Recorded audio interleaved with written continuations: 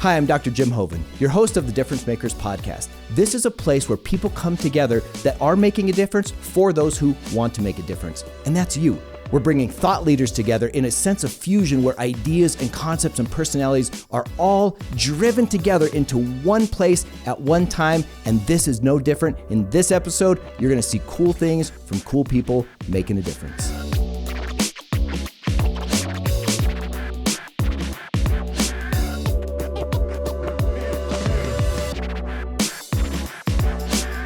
Hey, Difference Makers, it's part 2 of our 2-part series on what to do when you don't know what to do with my special guest, special friend, amazing boss, all cool guy, Dr. Ramos here with me today. And we're going to finish talking about what we started last time. And if you didn't catch last week's episode, please go check it out. But here's the summary of it.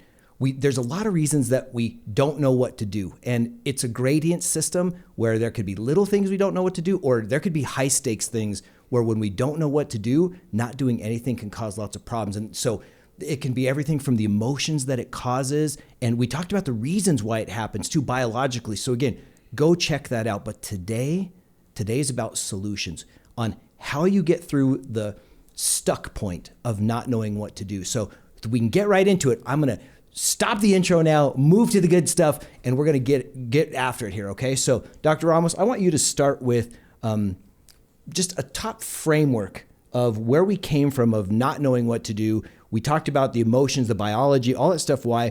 How do you go about thinking about what to do in situations where you haven't known what to do? Can we talk about how Anita made me sit here through the last episode with my jacket in the wrong spot and she didn't know what to do?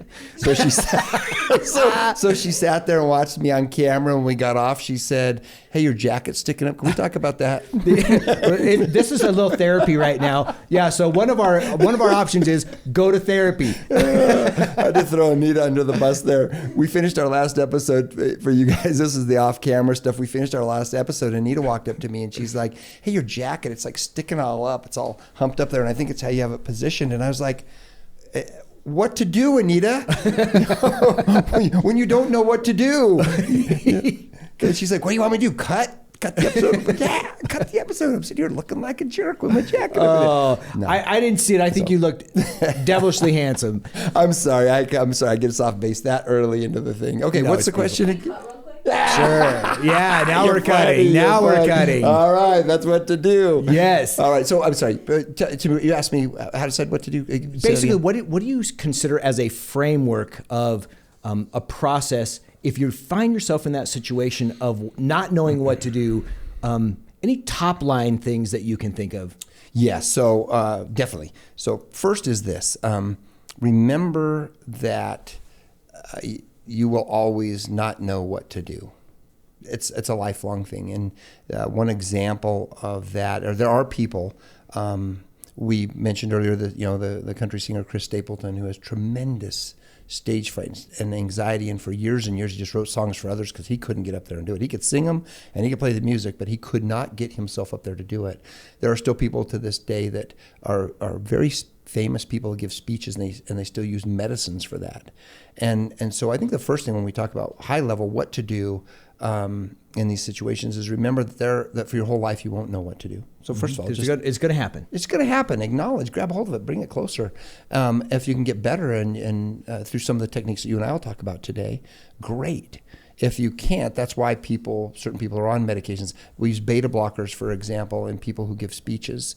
Or who are doing something where they really need to have all calmness.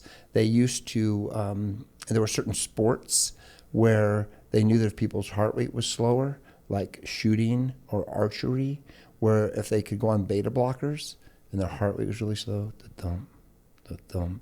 We just take all of that. It blunts basically the physiologic response to that by having that medicine. And so I'm not encouraging people to know what to do to go get on a bunch of medicine. What I'm telling you is that sometimes you never get over it, in which case it can be blocked with medicines if particular symptoms you get, but it's further support to how we ended the last episode.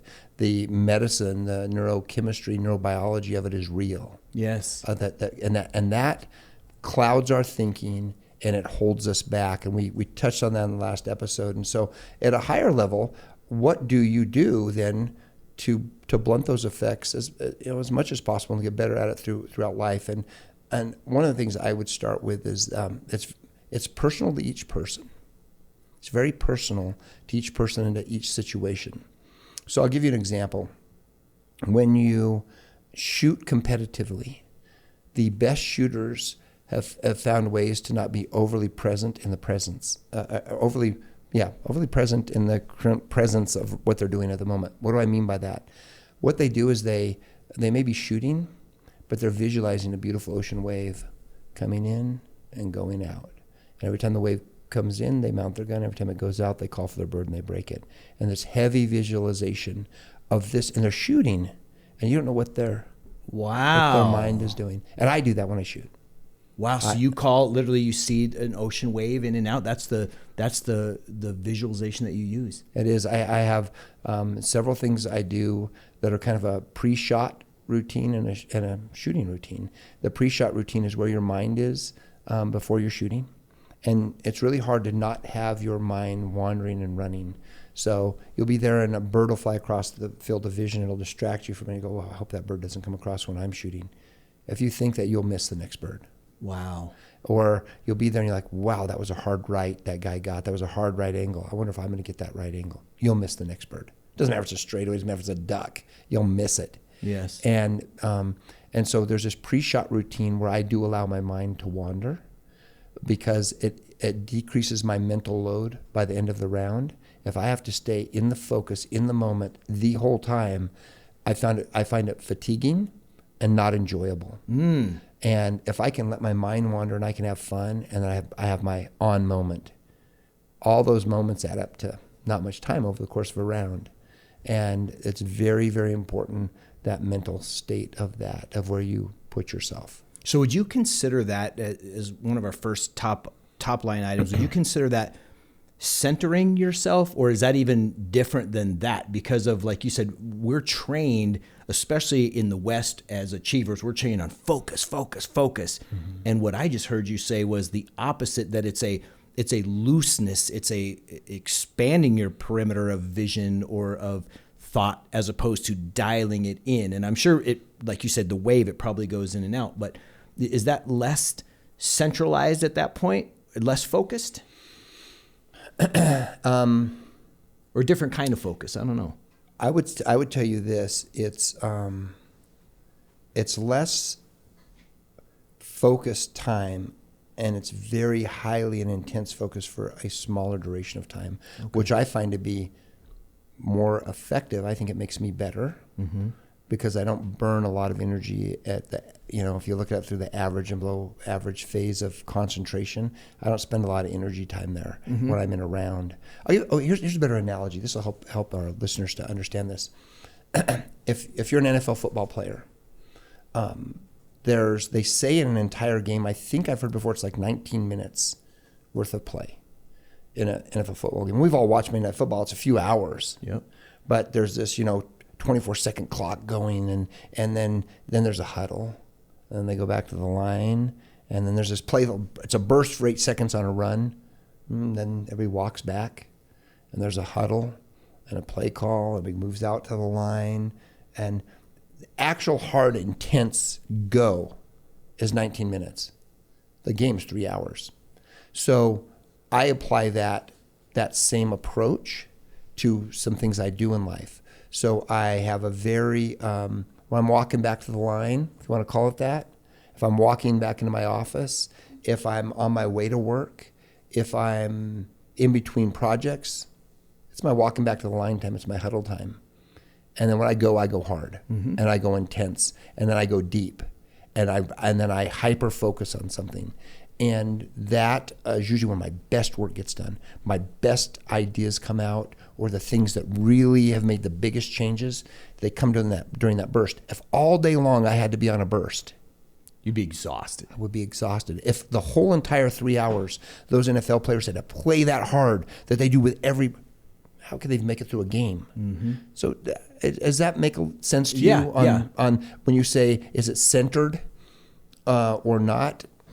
I guess it is hardcore for certain periods of time. Yeah. And if I'm now taking that back to if someone doesn't know what to do, what I'm going to extrapolate from what you just shared was that person is, they might have their mind too far on the outside, on the perimeter, and they're walking back to the huddle all the time instead of getting ready for the play where they sit down to focus. And when I put that together with what kind of crosses my mind, what you say, it's what information do you have and what information do you need?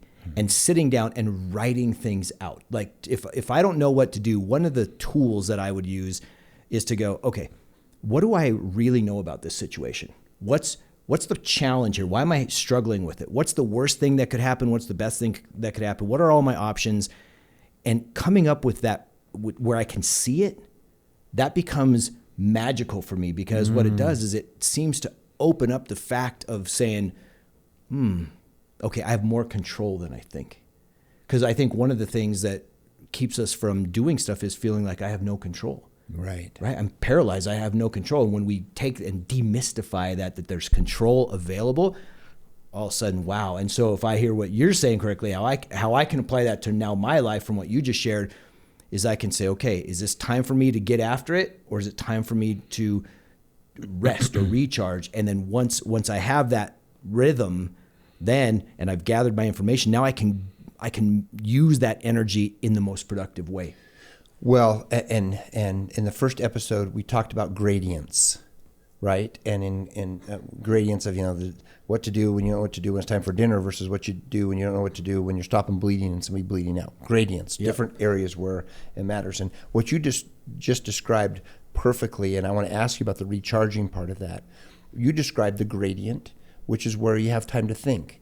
I've given you something that I would like to do here for the law firm, our wingman program.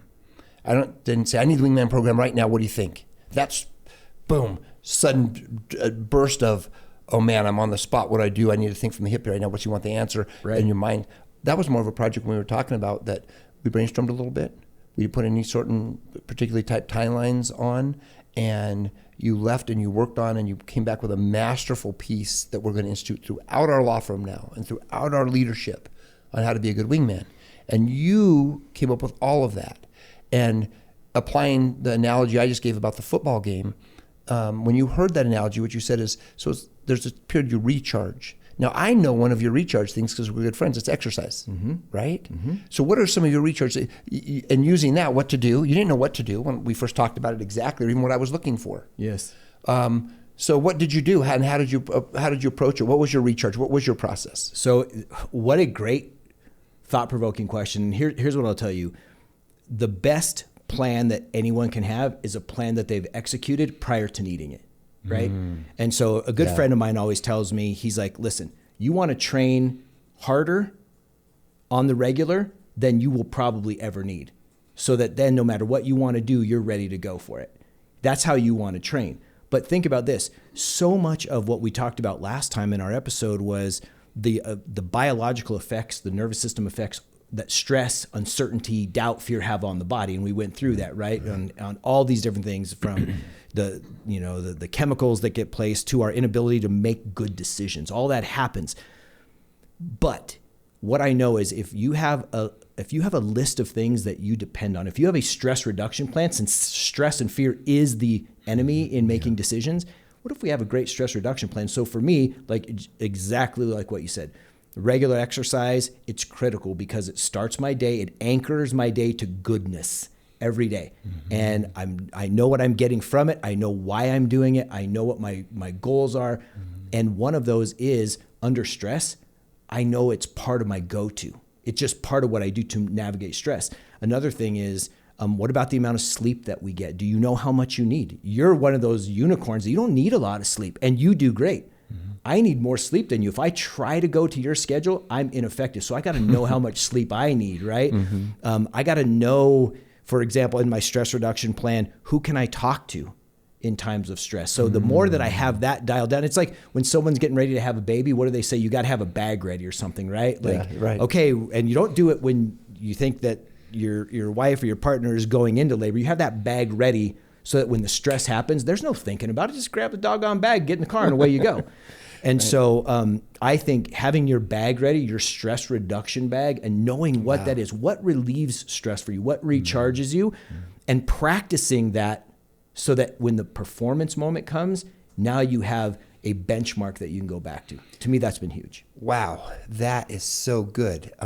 Your stress reduction bag, kind of like your pre-game plan that you're going to go to. That is so good. So here's what I do. And again, this is why it's different for every person out there. But here's something that I do, because frequently in my life, when our business now, where it is that it's gotten to a point where when you come up short, like if you're short on your monthly bills, personally, like way back when, I remember one time paging my credit card bills got to like $7,000 when I was in residency, or $9,000. And I remember being completely stressed. I mean, stressed. We can now have,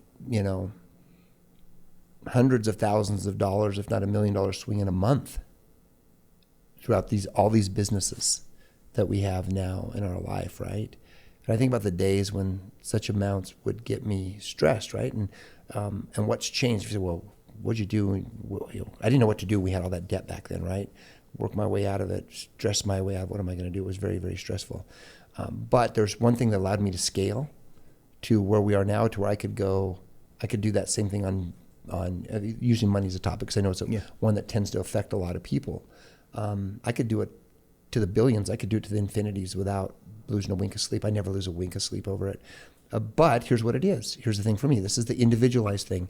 So when I have my most fear, when I have my most anxiety, when I have my hardest time where my mind gets jumbled and I can't make a decision, it's very simple.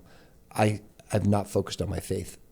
Faith is a big deal to me. You guys all know that work with me. Yep. I don't push it down anybody's throat. But I literally, if I stop, I go, oh my gosh, what am I thinking? I didn't pray this morning. I didn't even, I did not, because I don't, and this is my little saying. So I have my little thing. Here's my bag. Here's my bag. I have a little bag, but it's just a little sentence. It's a one sentence thing. I will not allow fear to replace my faith. So when you want to call it, when the shitstorm of life comes down on me, I stop and I go, I'm not going to let fear replace my faith. Wow, that's so important. That's a gold statement. People should put that on their wall. I'm not going to let fear replace my faith. It shuts it down for me. And some people might hear that and they go, oh, okay, whatever. Okay, that's for me. But what's for you? Yes. What is your pre-plan game bag? So that's it for me. So now let me tell you how I translated that into this business without you guys even really knowing this. I mean, Anita and Gabe now know this because they're in here as we're shooting this. But you guys see a measure of my faith not being replaced by fear when you walk through our office every day and you see our core values on the wall. So you have core values in the office, and it's a big thing nowadays. Every business has a mission statement, a vision statement. They have core values. Personally, I think it's all hollow for the most part, because we're what are they all? We're gonna live great and fruitful, and we're gonna be good, and we're gonna all this stuff. And it kind of reminds me. It reminds me of the part. Let's keep talking about faith here for a minute.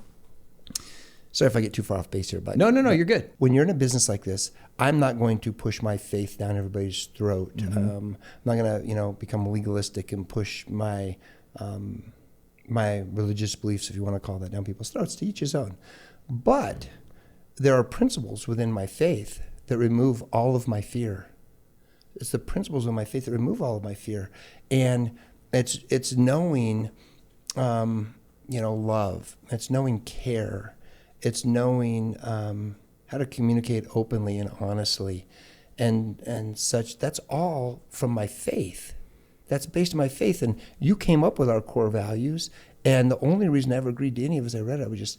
I read my faith into every word there, and I found stuff related to it. And so here's what happens is I start my days basically with a prayer that God will help me through all of my weaknesses, because there's so many that I can't keep up with all of them.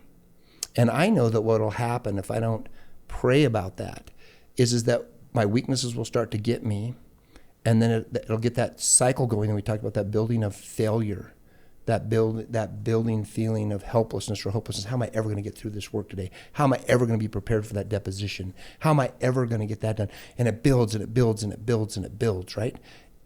I experience that every day. But if I start my day in my faith and I ask for God's help with that, it starts every day. The same thing starts, but I'm much quicker. It's much easier for me to go to my pre-planned game bag, which I have to keep simple. And it's just to say, God, I am not going to let this fear replace my faith. And all of a sudden, I feel it all come down. And one quick thing, and I'm interested to hear how other ways that you may do this. So what we do here, we have core values and mission statements, vision statements, all these things. But I told you I think they're mostly hollow, but here's why ours are not. One, they're based on the very thing that gives me my anxiety. Now I walk around here and I see that they're there to relieve it. Yeah. And where I'm going with this is they help me to make decisions. The story I was starting to do before Gabe stopped me was this: if you've gone to church, so I said, if you go to church, if you're a church girl, you'll probably smile about this. When you ask people how they're doing, go to church, everybody say, how you doing, man? Oh, blessed, brother, blessed, great, living God's dream. Just it's always just gorgeously beautiful, right? Like Instagram. Drives me freaking crazy. It's not true. Every one of them is hurting. Every one of them is fearful. Every one of them is suffering. Every one of them is feeling guilty. They've fallen short. But you don't go to church and say, how you doing? They go, oh man, I'm really struggling. Mm-hmm. Hey man, I'm really scared today, right? It's just facade. It's just that's just, you know what that is? That's just building up more of those fake or real hormones to further punish them for being in this fake situation. And so I don't know. I've talked a lot to get to this one point I want to end on. So what I do is here in the office when I'm faced with a tough decision, and they're there every day, all day, and a lot of times I don't know what to do. But if you notice, I always make a decision. Yep. But here's how I do it. I just go back to those core values. I walk all around here. I see those core values. I know those core values. I would just say, is this decision I'm faced with, does this have to do with somebody caring deeply? No, it doesn't have to do with that. Okay, does it have to do with them communicating effectively? No, it doesn't really have to do with that. Does it have to do with them pursuing excellence? Maybe this question has to do with a staff member and a struggle they're having with pursuing excellence. Does it have to do with putting others first? Have they not? Maybe they're not putting others first and they're not pursuing excellence. Does it have to do with them having fun or not having fun? But if you take all of that back to my core values, my faith, my personal beliefs, it ties into all of that perfectly, right? Communicating, again, without getting too biblical here, I think of the parables in the Bible and how they communicate to me and what they mean to me. When I think of, caring deeply, God's greatest commandment is love. Love.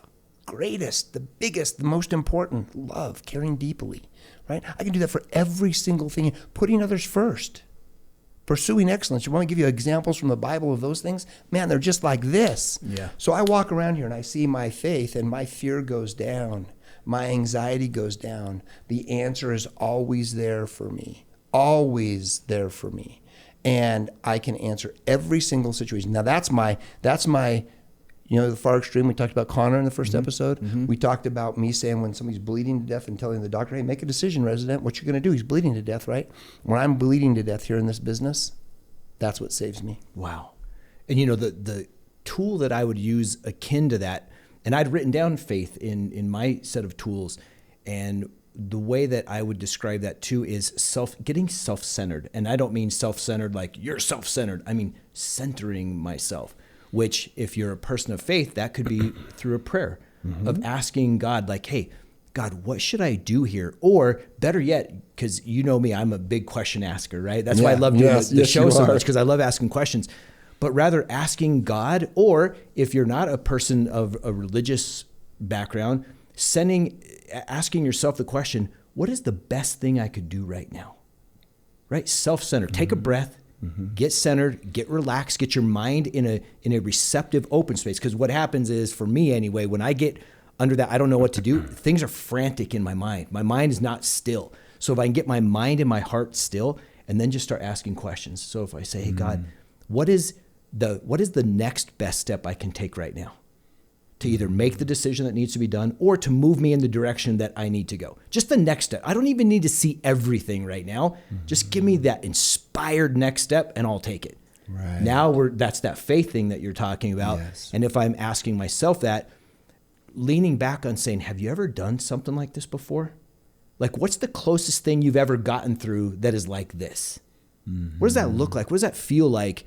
And then rely on those moments to say, okay, kid, you've been here before. Right. Like I remember Yes. I was mountain biking one time and I was on this trail called Slick Rock and I'd never been on it before. It's in Moab, Utah. It's a world-class mountain bike trail, but I had never been on it. And it's 13 miles round trip, which, on a bike shouldn't be very long, but this is literally on, you know how Red Rocks is that Yes. granite or whatever that stone is. Yep. This is all that. That's all it is for 13 miles. And it goes down and up and down and up. And Wow. you're going over chasms and all this stuff. And I didn't take enough water and I didn't take enough food. And so I was probably 8 miles into the ride. And Shauna was going to ride it with me. She went around the practice loop and was like, I'm out. This is not going to work, right? I don't have that skill set or I'm not at that level to do it. So I said, well, we're here. I got to try it. So I go and I'm all these miles in. And I remember coming over this descent and it seemed to me like it was 80 degrees, right? Like just what it seemed like. I'm going over the handlebars on this thing. And I'm literally going over the thing going, oh, like I'm screaming like a little girl. No offense, girls. I'm screaming coming off of this thing. And I get to the bottom and all of a sudden I have such a surge of adrenaline. I had to do a video to send to someone. I'm like, dude, I just went over this. I can't believe it. So I'm all high and euphoric. And then I ride more, but it's more these grinding uphill. And I literally found myself, again, however many miles in, a long way to go. And I stopped the bike and I set it down and I laid on my back. I literally laid on my back and I had to regroup. I had to self-center because I said, you know what? I remember saying these words. I swear to you, these are the words that I said. Son, your mama ain't coming to get you, so you better get your ass up and start pedaling. Those are literally the words that I had to say, that I had to get centered. I had to figure out what was there and say, okay, take inventory. How much food do I have left? Not enough, so you better figure that out. Not enough water, so you better pace yourself like this. And then get that decision of you have to go. I was in that place, so I didn't have a choice. No one's coming out to get me. Right. You know what I mean? Right. I'm in the desert. Right. Yeah. So you can swim or sink. You swim or sink. Yeah. And so it was that kind of moment that I think we can translate into our worlds to go get still. And then like you talked about earlier, get focused. Now it's time to bring the energy in and ask a great question of just, you don't have to know everything. What's the next thing? If you can just do the next thing, then you're not stuck in doing nothing when you don't know what to do. You're moving. That's awesome. And sometimes that next thing, sometimes you'll be in a position where you know what not to do. You don't know what to do, but you know what not to do. Ooh, so that's good. So I was actually faced with this this week with an employee situation. And here's the analogy before I tell the story. It's like if you get to a T, if you're riding that bike along and you came to a T, and you can go right, or you can go left, and you can go straight. And straight is a cliff, complete cliff going down, falling off in the Grand Canyon. And right and left, you don't know which way you're supposed to go to get back to your vehicle. To Shauna, use that example. You don't know what to do, but you know what not to do. Don't go that way. Don't go straight. You're going to end up over the edge. And so, in putting that in a business perspective, so I'm still faced with this scenario where a very good employee, somebody who I very, very much like and does a great job, made some decisions and did some things that don't align with my value system. And I don't know what I'm going to do about that. You can think of the spectrum of things you would be faced with. But I know what I'm not going to do. I'm not going to tolerate it because it doesn't align with my value system. So that's like, am I going left or going right? I don't know. But I know what I'm not doing. I'm not tolerating that. And that alone, alleviates my stress, the first half of the stress of that situation. Yeah. It's alleviated. So now all I have to do is I think about if I go left or I go right, what are my what ifs? And now I can game plan for that, and I can think through that. But the decision for me was very easy initially in that I know what we're not doing.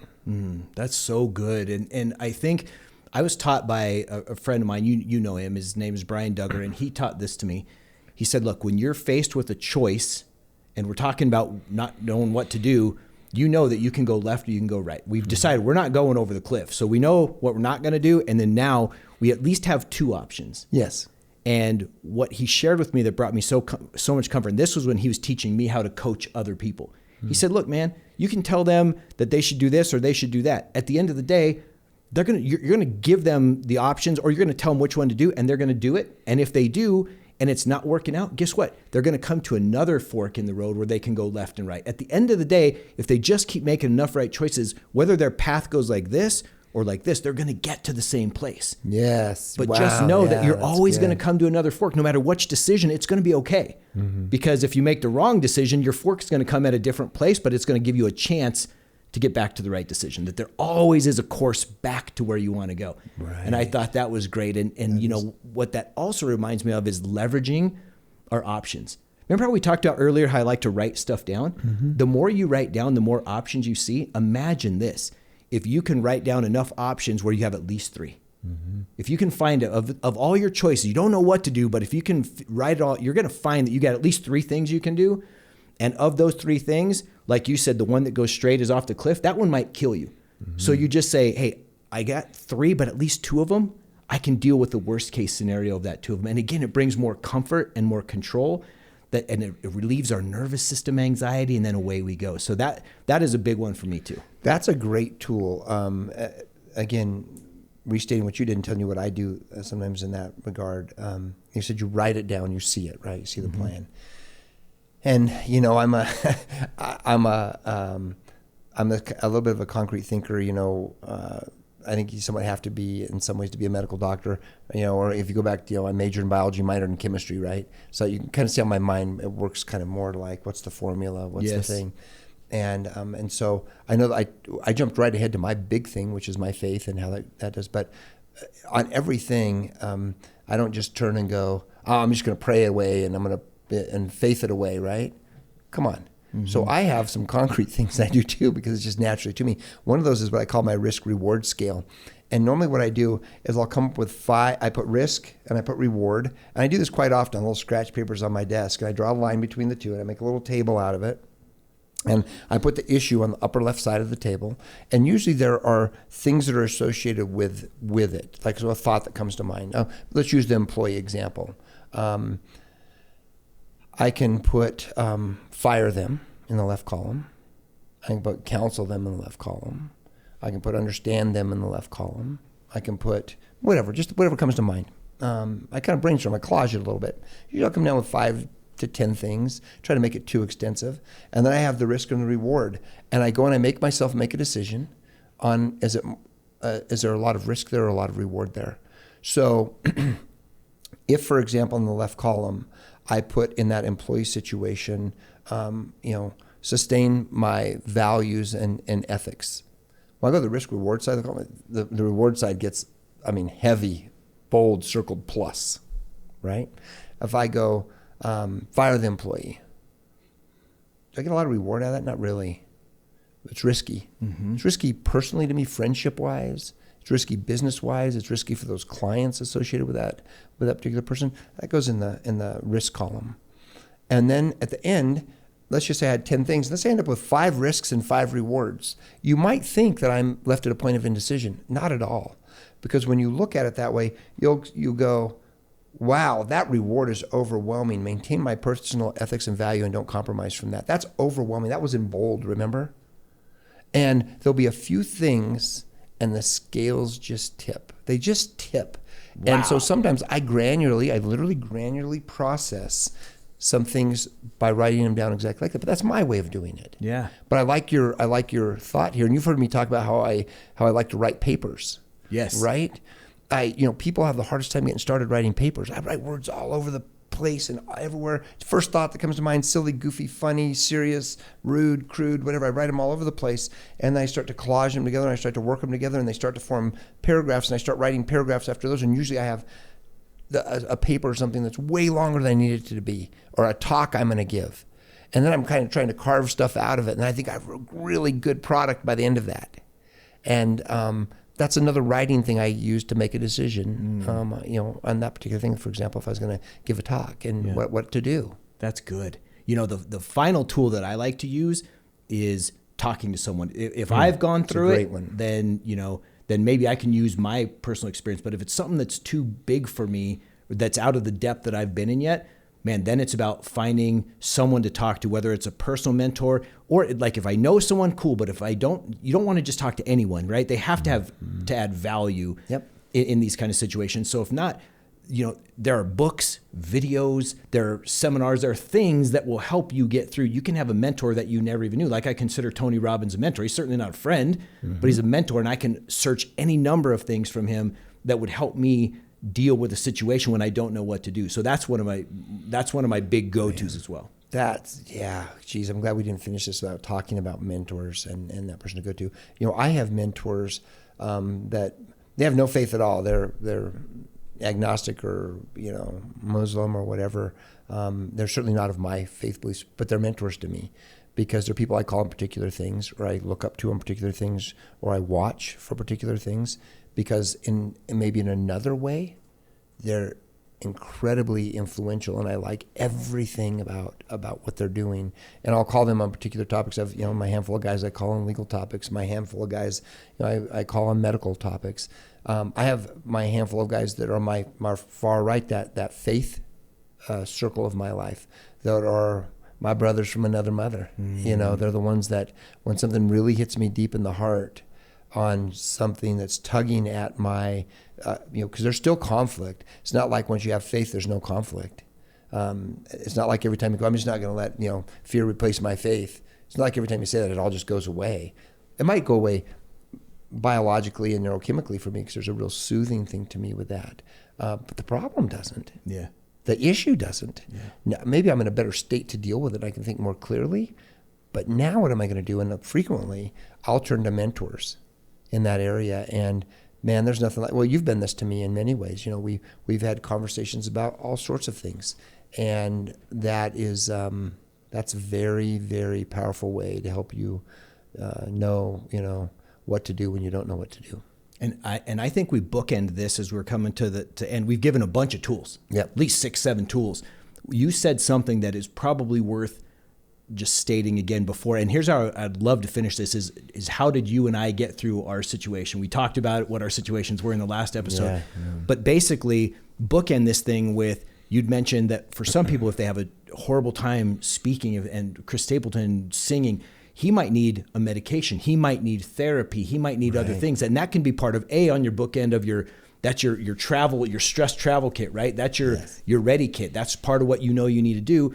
And it can also be if you've tried all these other things and you're not getting the results that you need, that's when you need to look and say, what's next on the scale? And that's more professional help, whether it's through therapy and or medication. I think that's something for you to speak to before we talk about how we handled our own situations. Oh, yeah. That was good. I don't know if you planned that or thought about that. What a great way to end when we go back to our own situations. We started with yours with Connor and me with my profession.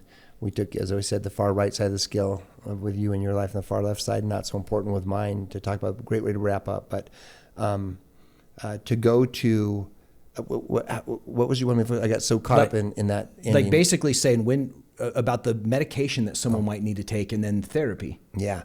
So I believe that there are times when we need a shoulder to lean on, as the saying goes, a hand to hold, somebody help walk us across that bridge. And it's not always I'm a person. Sometimes it is a medicine.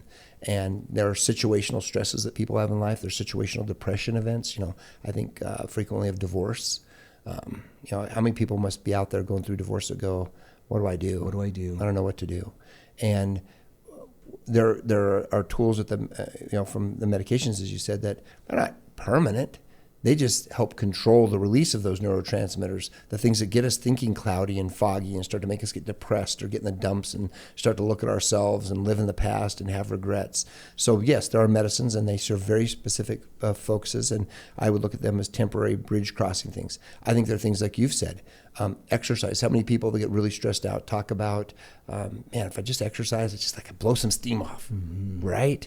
And so it's a form of medicine, the biology or neurobiology of exercise itself, and how what is released in our body during periods of exercise. Phenomenal.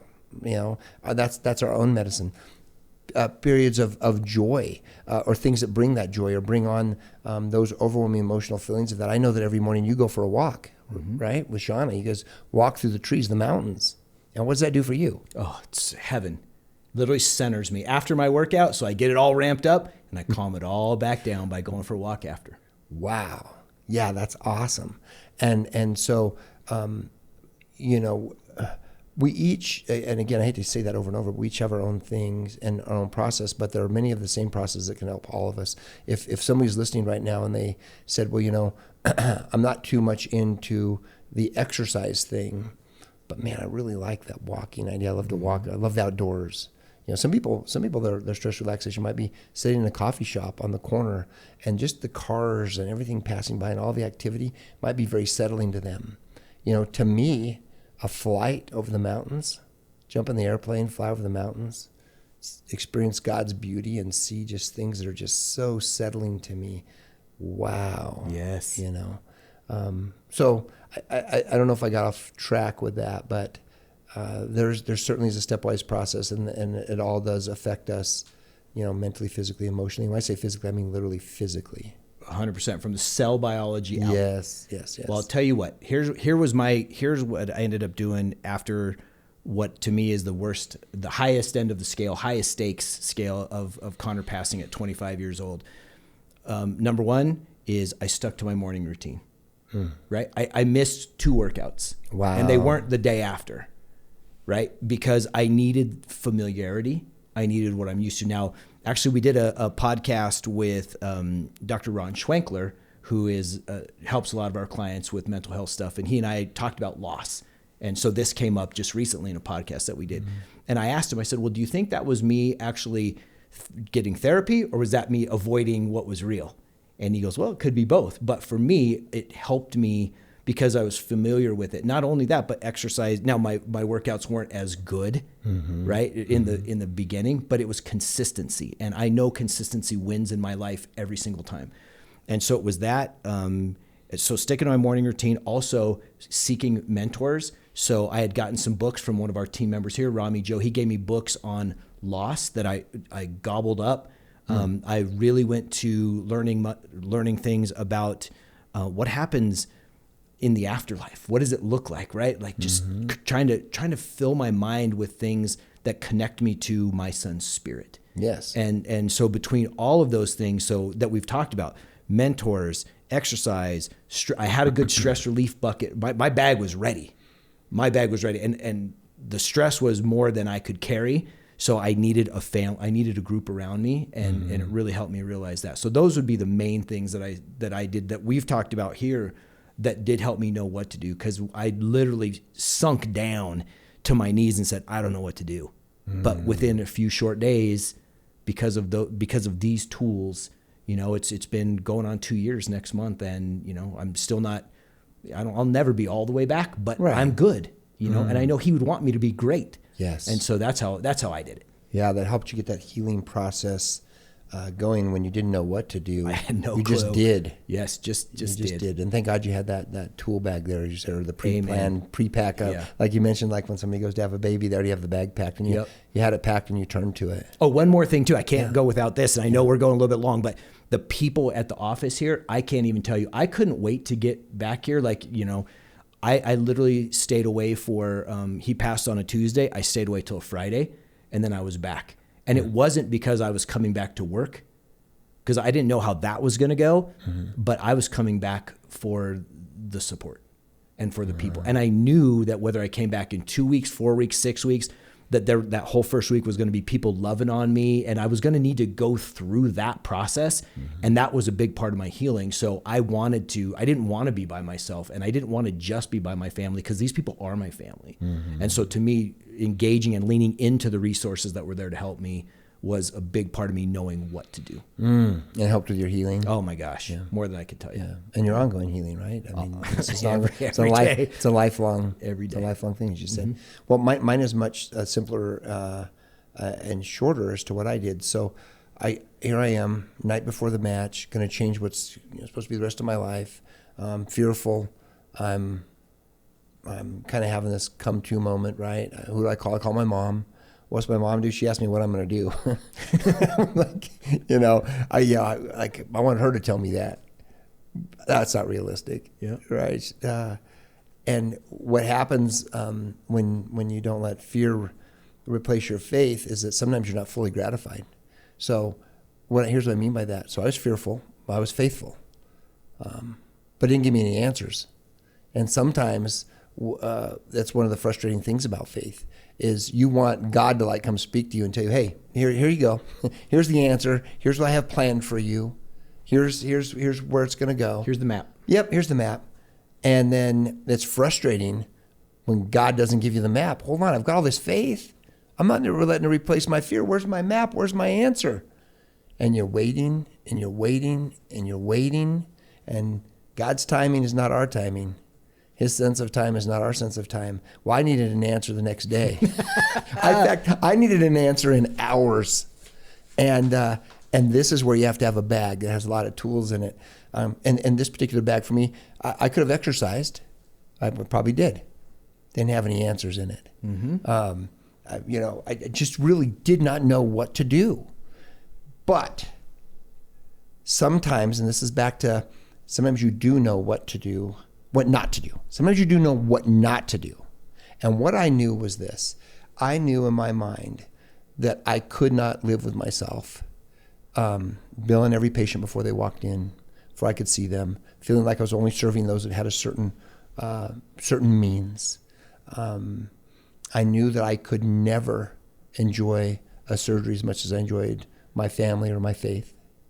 So I knew what not to do. What not to do was not to do that. That's what I was about to make the decision to do. So I knew what not to do. So what I did was I applied and got a transitional year. And a transitional year is where you do an extra year of residency. You go do a year and you rotate through all fields, and you're a practicing medical doctor, and you do everything. Transitional year. And I applied to emergency medicine because I knew it was the one field, the one area. I didn't have to ask people for their money first. Now, when you're shot and bleeding, they don't say, hey, get your money out, get your wallet out for Where's your your insurance card? Yeah, where's your insurance card? What's your copay? Wait. As you're taking his clothes off him, grab his copay out of his pocket. It doesn't work that way. We just take care of people. We welcome all comers. I love that. I love that emergency medicine physicians were much like me. They love doing what they do, and they love the adrenaline and the rush and the night. But guess what? They get the same rush and adrenaline. They get out of there and they go skiing. They go hunting. They go do other things. They love their life outside of emergency medicine. You get to live two lives. When your shift is done, you're done. You wash your hands, you take off your bloody scrubs, and you're done. And I was like, wow. This is a fit. And so I did this transitional year where I practiced all these fields of medicine, and then I got into the number one program in the country here, and that's further proof to me. That goes back to my faith a little bit, that the right thing happens when you do the right thing. I knew what I couldn't do. I knew not to go straight forward off the cliff. And then I took, as you called it, that route that kind of connects, where you can come back around. And that's where I did that, and it led me to a very, very, very satisfying, fulfilled career in medicine that I still love, still absolutely love. I'm passionate about medicine, and it's formed now this opportunity for me as an attorney. And how would that have ever been? But I knew what not to do, and so I do think that sometimes you'll find your number one tool let you down. That's why or not let you down. That's the wrong thing. It doesn't give you an answer. It's not enough. Yeah. God didn't send me the plan. Maybe he had the plan, but he didn't send it to me. And I needed an answer. I needed it now. But I went to the tool bag, and what the tool bag told me was, can you compromise this value? Because see that those other values, they're inherent in me. I can't get away from I've tried to run from them. There's been decisions in business where I could do one thing and make a ton more money. And money drives so many things. It wasn't the right thing to do. I just couldn't do it. I just couldn't do it. Nobody would know. Couldn't do it. And in this thing, I couldn't do that. I couldn't go do that field.